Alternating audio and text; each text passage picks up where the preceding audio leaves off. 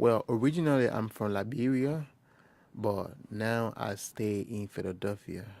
I think Miss Jessica, which who was the first counselor of the program, basically she always like see me walk down the hall going to the principal.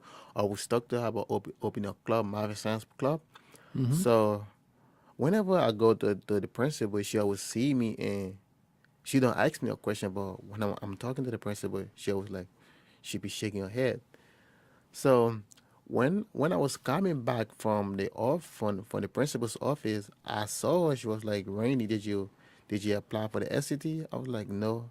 She was like, "You need to apply for it." I was like, "What is the SCT?" And she started to explain to me what the SCT was because that was like my first year from Liberia, and I had no idea what the SCT was.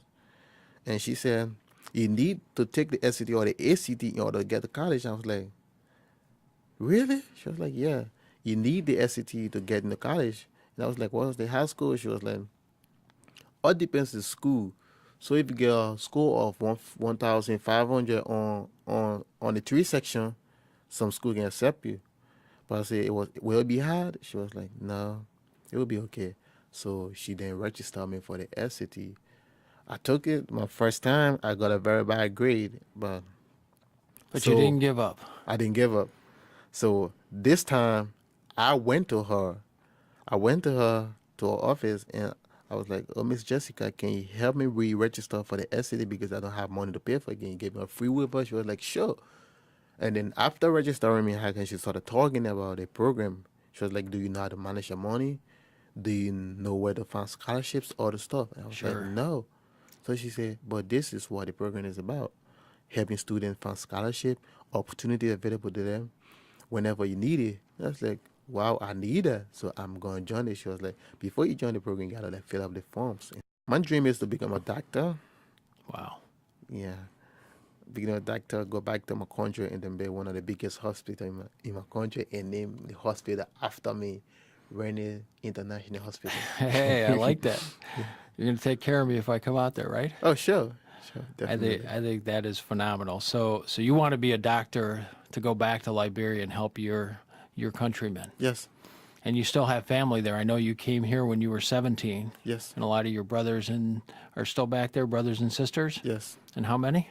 7, Wow, 7. I come 5 from a boys, family of 8, so the big families. 5 boys, 2 girls. Wow, that's fantastic. Yes. The school I went to, like at the end of the year, they always call parents meeting. And when they call for parent meeting, no one would show up for me because none of my brothers or my mom would show up. She wasn't like she didn't go to school, so she was afraid of being among people like among doctors and Sure. all these people like that was like her biggest Yeah, it was fear. kind of Yeah. intimidating to her. So she always asked my brother to go, but my brothers need to.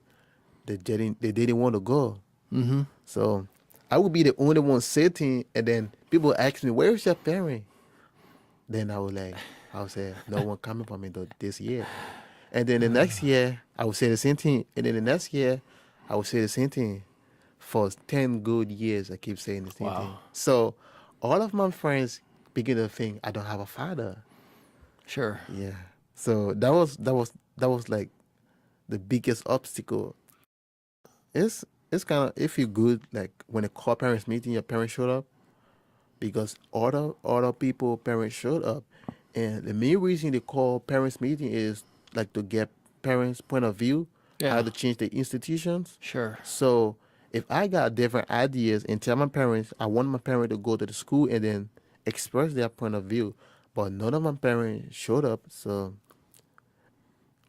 when they are talking about parent meeting and then everybody just look at me, I know you nobody gonna show up for you.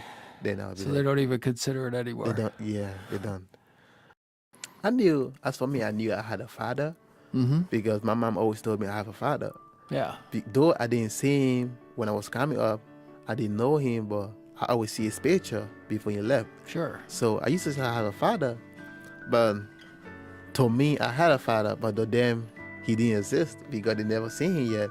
And was he So in Philly or where was he? He was in New York at that time. In New York. Yeah. And would he send money home? He sent money home. Oh, as a great father.